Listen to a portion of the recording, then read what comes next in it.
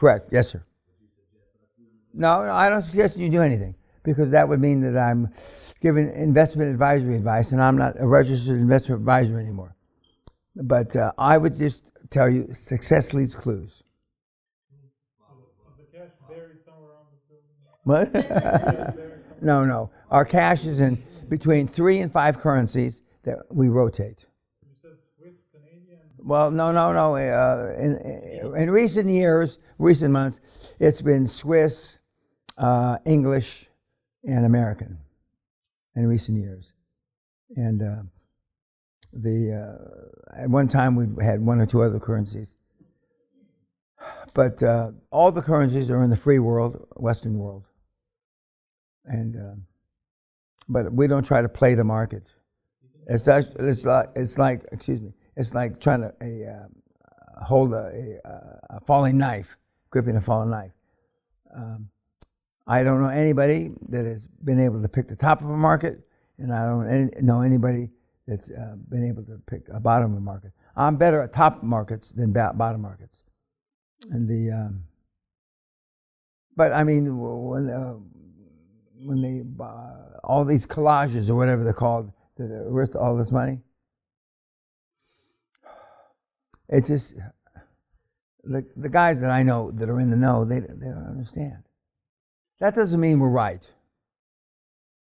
because we don't know the collage of something fucking Lennon and fucking John Lennon and Elon Musk going to that is worth $11 million.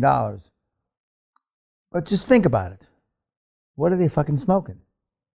That's because they're bored, and it's like the millennials have found a way, they think, where they can get on the property ladder. But if you don't pull the fucking trigger, you wasted your money. I already told you that.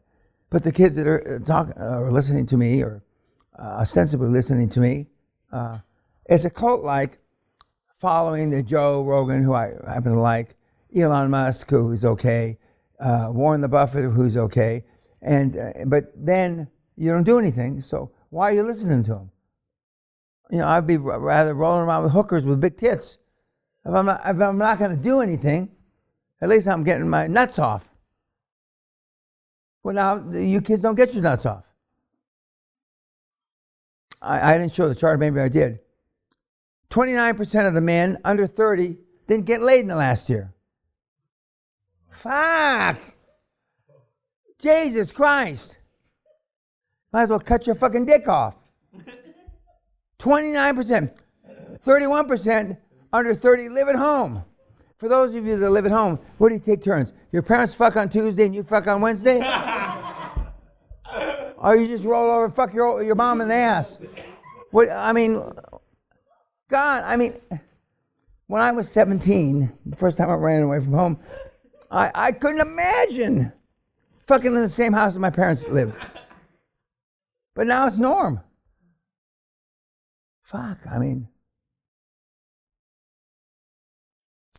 But the world's a different place. And as Brian QLA Rose would say, I'm a Neanderthal, I'm a dying breed. And I am a dying breed. There's no question about that. But my legacy, and that's why I keep working at it. And I had a few more. And every once in a while, I get fortunate and somebody makes $15 billion or something like that. Or, God love Klaus Kleinfeld, he turns his 500 billion NEOM into 2.3 trillion.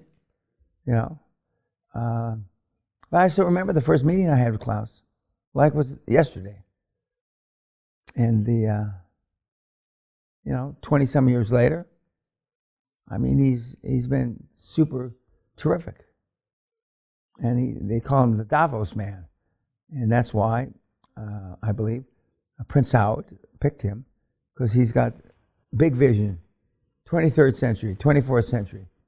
And the Saud family has the money to do that. It's a joint venture between Egypt, Jordan, and mostly Saudi Arabia. But the world's changing. But there is no time in Shangri-La. The world has not changed 0.5% up here. Not a half. Not 0.1%.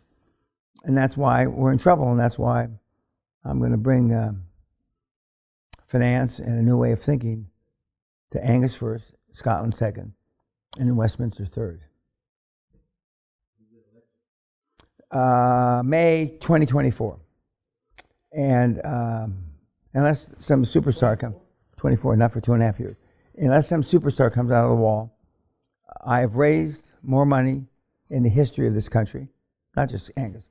I have created more jobs in the history of this country since the beginning of time. This country, the UK, used to control 2/3 of the planet with something called gunboat diplomacy. They wanted, they took. I'm not suggesting that we want, we take, but not cower in the corner and piss our pants. So we've gone controlling the planet, essentially, to cowering in a corner and pissing our pants. That's a long fucking way. I admire Putin, who wants to bring it back to the old glory. I don't agree with how he's doing it. And he's trying to make up for what Gorbachev did in a stroke of a pen in a few years. I mean, that's not going to happen. Not in Putin's lifetime, in my opinion. And now we're bringing all these people to confront Russia on the Ukraine border. Some young sergeant or some young lieutenant, nervous like you guys, is going to pull a trigger and start another war. And then it's like the Indians and the Pakistanis. The Pakis shot the bullet, the Indians shot. It doesn't matter. I mean, when the war starts. Fortunately, this war will probably not be nuclear. What we need is, in my opinion, is a reduction of humanity, but that's a whole other story. Other question? No, I mean, I appreciate the offer. I have plenty of testimonials. I believe, maybe I'm being too optimistic or naive. I have a lot of guys in the UK that I made rich. Only a few in Scotland. But even a dipshit, I don't mean dipshit in the sense that it's not a responsible job. Fucking cab driver in London can appreciate the guy that's brought more money to this fucking country in the history of the motherfucking country. While you question, they won't. While you're afraid, they won't. Strange, isn't it? You shouldn't be afraid and you are. They should be afraid and they're not. What does that mean? What does that mean? Interesting question. But I'm not going to be posing questions. I'm going to be giving answers. Because there's a lot of guys that say, what if this, what if that? I'm not, that's not my game plan or my game. If you do this, I can show you, 10,000 people, It's your choice. You either do it or you don't. My main mantra is, how's your program worked out? I can tell you, without even asking anybody, their program has been dog shit. What have you do to change it? What have you done? Nothing. 3 or 4 generations of politicians. What? Nothing. Do you want change? But you have to admit that you're going to take sacrifice. We may have to take a step back before we take 2 steps forward, vis-a-vis tax and a lot of other things. Okay? And if they're willing to do it, fine. If they're not, it won't resonate, and I won't get elected. But I know I'm not being naive, and I realize they haven't taken out the big guns yet. But I'm ready for the big guns because I have the answers, and they don't. And I'm going to bring back debating. I will eat these cocksuckers alive. They will be dead on the motherfucking podium. I will go and suck their eyes out of their head. But they know that. You fuck with me, you get the horn. I'm not afraid. I have nothing to lose. Nothing. They can't do anything to me. We'll see. That's pretty big words, isn't it? Pretty braggadocious. But I got big fucking sacks. Well, bigger following to come. There's going to be QLA vaults all over the world. Well, I mean, they're going to be rioting at embassies, you know, and that's great. That's great, because I know I can make change. I can turn around Angus, Scotland. 6 months would be a little too ambitious. 18 to 24 months, positively. When I parade Graham and Leanne, it's even hard for me to believe, 5 to 850 employees, less than 1 million to 120 million. And with the stuff that's going to happen by the time they do the March seminar, 190 million, 2,500 jobs. And by Allah's will, they live 20 miles from here. Thank you, God. Who'd have thunk it? And I've got guys down south that are significantly more successful than them. Other questions? Yes, sir, in the back. Maybe an ideal recommendation for people that are in the property business, in development or renovation, like Marcus Bauer. What kind of recommendations are you asking about? What they want to do. What they... Oh, I mean, well, when interest rates go up, property is going to go down. That's a guarantee. How much they go down depends on whether the new bullshit is, how much of it's true. In my opinion, I don't think any of it's true. But you can hedge your bets in property. You can hedge your bets on how you get the money. As I told you, Marcus Bauer holds the world record for crowdfunding, 2 minutes and 32 seconds, which I don't even believe, but I know it's happened because I've seen the numbers. Because he's got a big following. I mean, he could have raised 10 times more money. I mean, depending on where you're starting, I still believe, with a rare exception, you should follow the model, small to medium, small to large, till you build up equity. Because I do not recommend that you put any of your own money. The next step is, the two biggest levers in life are other people and other people's money, okay? But whether you can raise money with no track record is questionable. It depends on how good a salesman you are, how good your board is. Okay? Now, Marcus started with the chairman, and then he went off the QLA model vis-a-vis a board, but he's coming back because he realizes, even though he's got a lot of money, we should not cry for Mark. Believe me, we should not cry for him. But he wants to make tens of billions. And to make tens of billions, you have to have credibility. Or be incredibly lucky on some investment. And but the property market, until interest rates change, is still a great market. I don't believe in the story or the tale.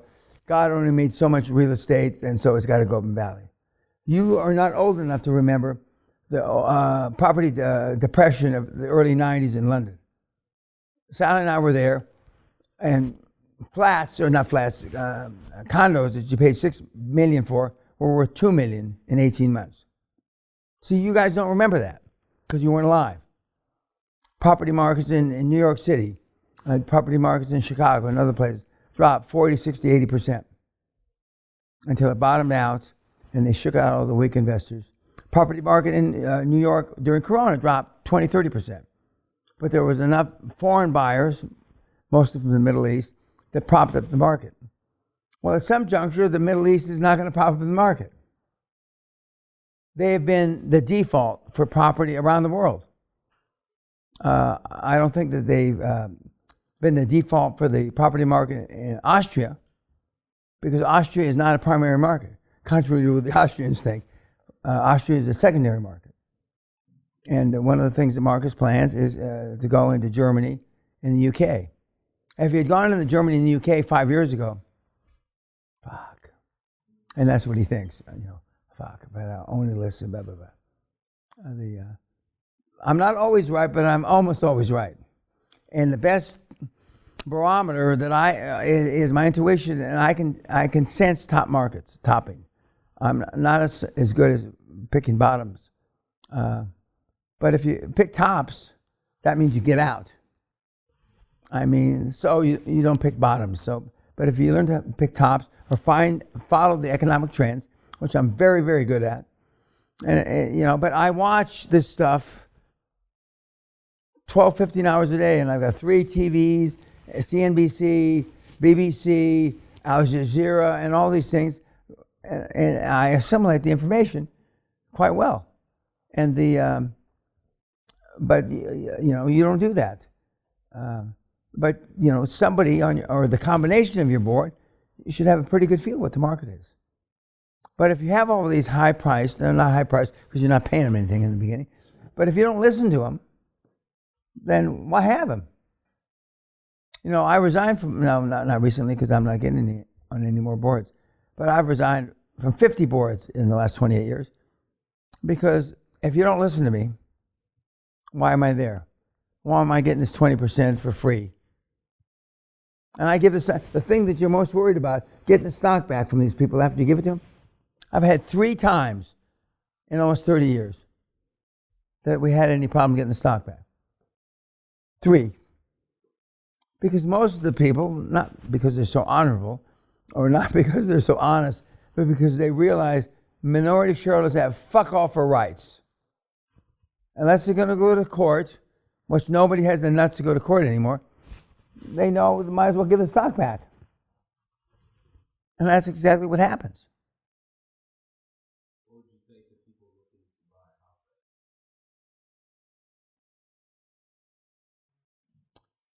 Lease.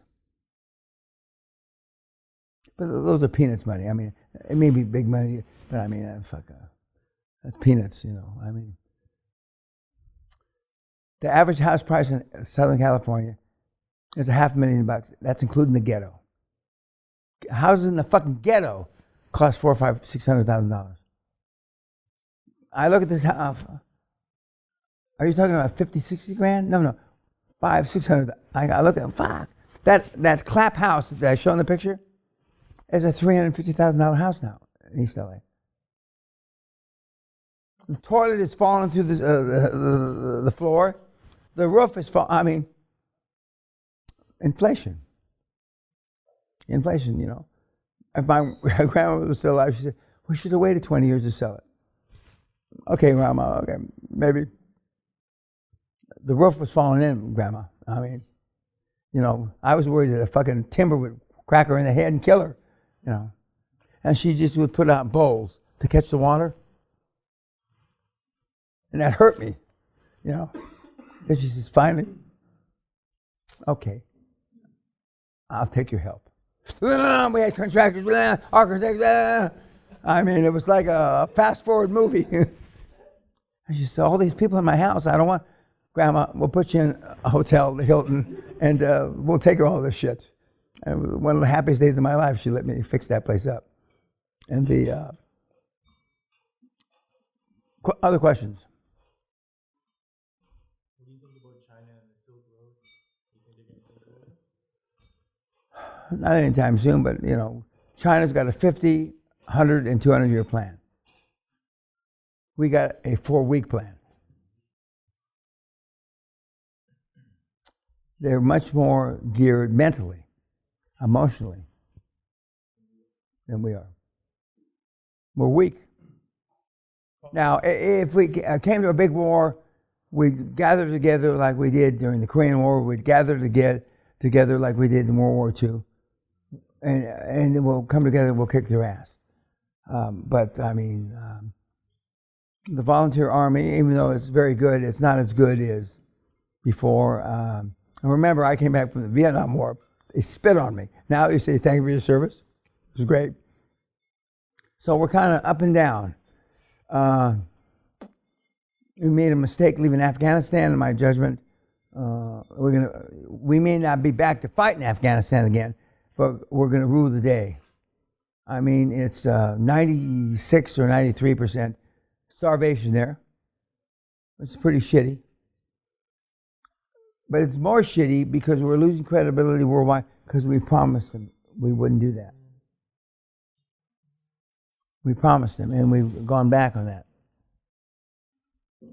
But I'm too old to be recalled. If they're recommissioning me, that means a lot of guys got dead. But it's up to your generation to save the world.